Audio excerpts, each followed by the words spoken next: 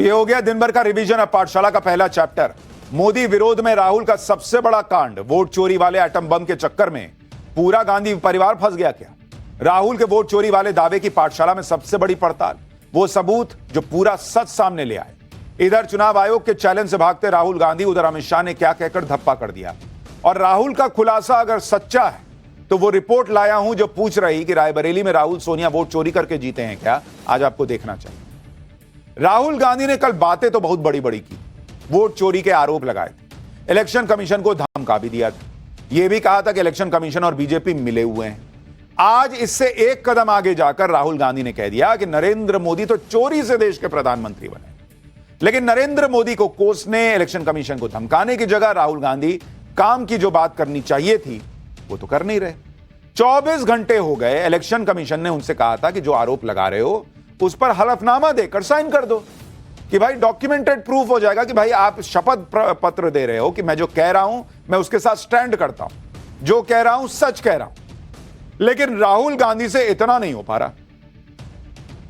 अगर राहुल गांधी ये कह रहे हैं कि उन्होंने कागज दिखाकर नरेंद्र मोदी और इलेक्शन कमीशन पर एटम बम फोड़ दिया, तो फिर एक साइन करके हलफनामा देने से घबरा क्यों रहे?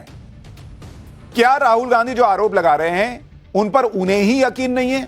भाई यकीन होगा तो कोई भी आदमी शपथ पत्र दे देगा, यहां साइन करता हूं, मैं कॉन्फिडेंट हूं चोरी हुई है।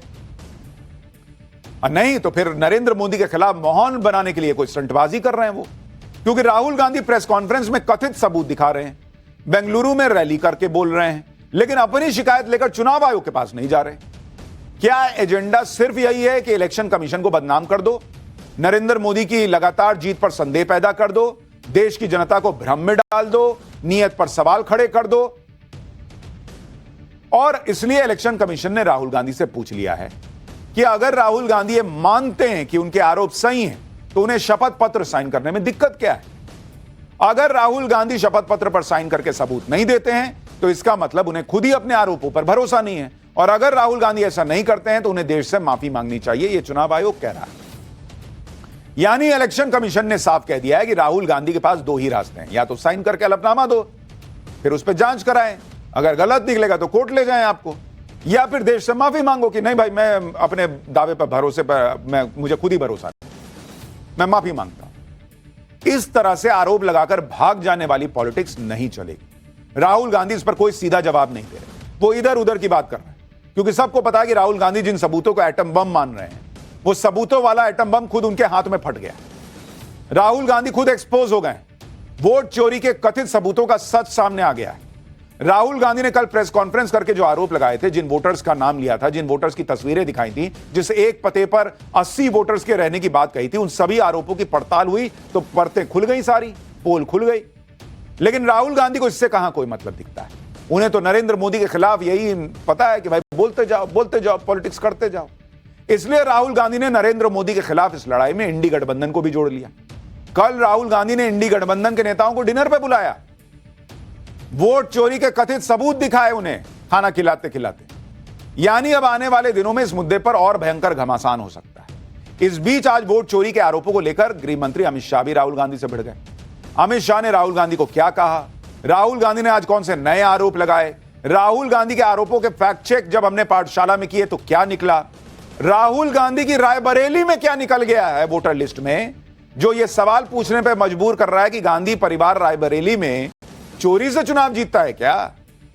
सारी बड़ी पड़ताल आपको दिखाऊंगा और सब कुछ फैक्ट के साथ बताऊंगा, लेकिन पहले जो घमासान मचा है उसकी एक झलक देखिए।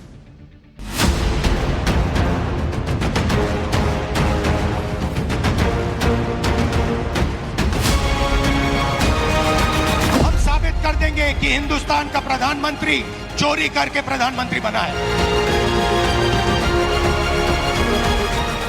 बंद करिए ये वोट बैंक की राजनीति।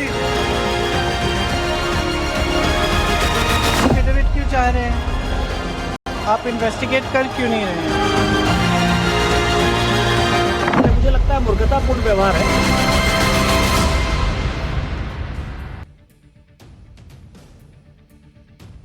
राहुल गांधी ने कल इलेक्शन कमीशन पर जो आरोप लगाए उसमें आज वो एक कदम आगे बढ़कर नरेंद्र मोदी तक पहुंच गए।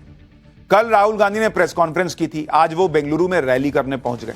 और उसी रैली में ये कहने लगे कि नरेंद्र मोदी तो वोट चोरी करके प्रधानमंत्री बने। इसमें भी राहुल गांधी ने लॉजिक ये दिया कि लोकसभा में 25 सीटें ऐसी थीं जो बीजेपी 35,000 से कम वोटों के अंतर से जीती। ये 25 सीटें बीजेपी ने न जीती होती तो नरेंद्र मोदी प्रधानमंत्री ना होते। यानी राहुल गांधी के हिसाब से कम मार्जिन से जीती गई सीटों पर हेराफेरी की गई है।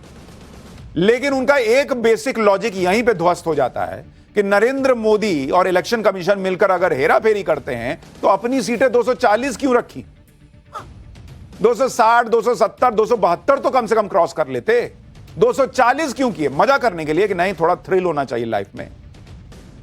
लेकिन कम मार्जिन से कई सीटों को जीतने की अगर बात यह दिखाती है कि धांधली हुई है, तो भाई कम मार्जिन से तो कई सीटें कांग्रेस ने भी जीती थी। क्या उसमें भी हेराफेरी हुई थी? इन सीटों के बारे में आगे आपको बताऊंगा। पहले सुन लीजिए कि राहुल गांधी अपने आरोपों को सही साबित करने के लिए क्या क्या ऊटपटांग लॉजिक देने पर आ गए हैं। फिर मैं आपको फैक्ट्स और सच बताऊंगा, क्योंकि यह मामला बीजेपी कांग्रेस का नहीं रह गया बॉस।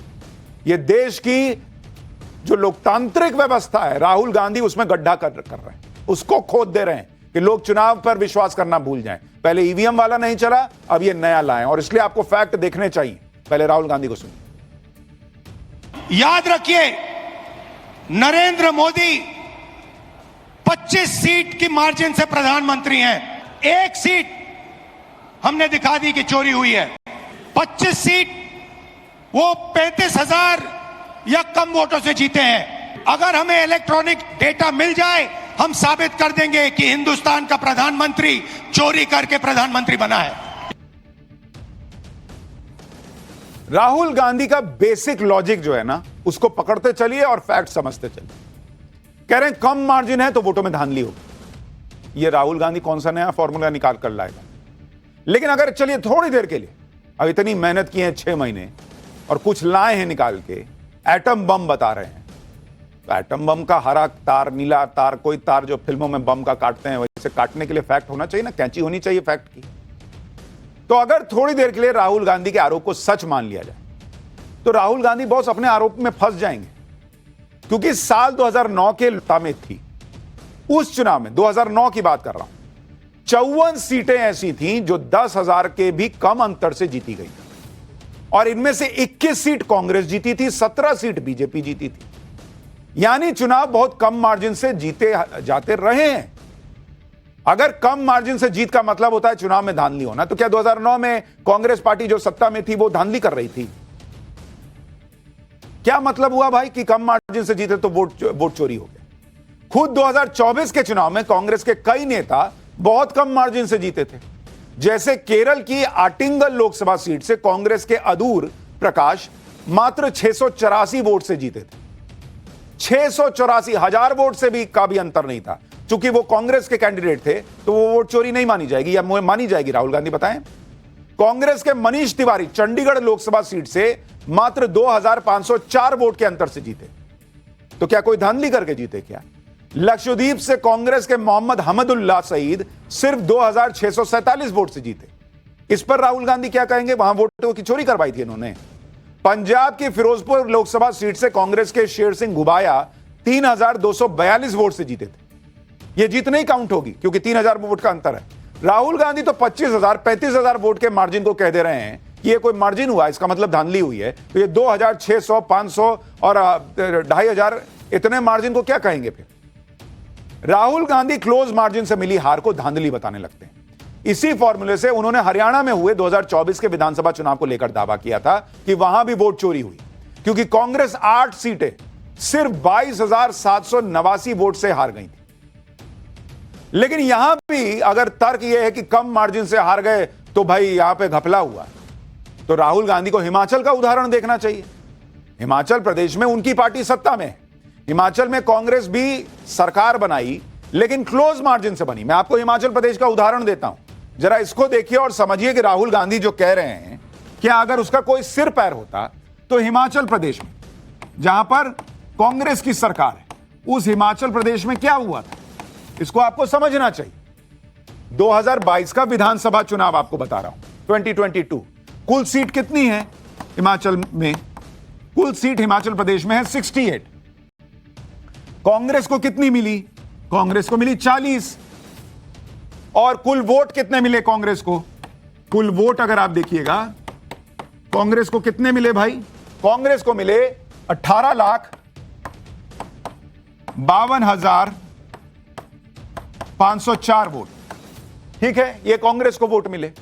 बीजेपी को कितनी सीट मिली भाई? बीजेपी को सीट मिली 25।